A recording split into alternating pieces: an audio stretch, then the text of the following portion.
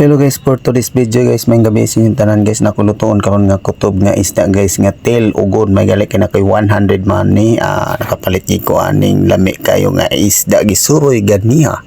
Before nato ni siya lutoon guys, ato na siyang hugasag maayo ug humanaw na siya og kuha og hasang kay aron limpyo ang atong pagluto sa atong isda nga kutob nga lamas kayo para lami atong kaon ani. Uye. Okay guys, humanan ni siya og gutad guys. Wala na nako ni siya gipakita ninyo pagutad guys. So madali ta guys, lami unta ni siya paako na ang isda ani pero hilaw pa man.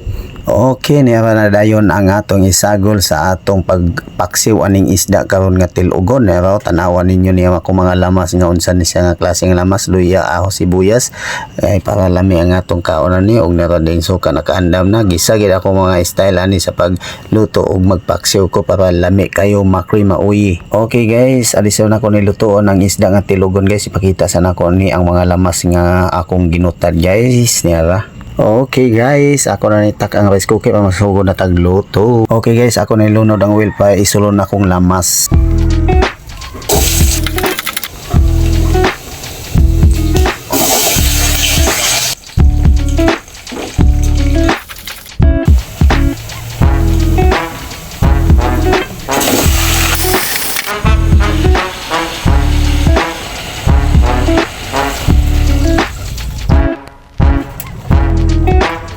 Okay guys, tanawon na ko na yung akong paksiw guys or naluto na pa kani kay para makakaon ta. Tanawon na to ha. Okay, na ba? Wow, luto na ni siya. Pwede na ko ni siya unon aron makakaon na mi. Oh yeah, makrim ha. Okay guys, luto na akong paksiw ako na haunon.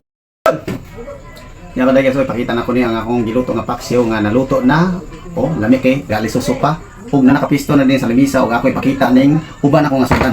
Kani hinatag ni sa kung mama quit chow na may kalunggay ug nadi ginamos nga paborito sa mga pobre. Ug nara din tanan nakapiston tanan.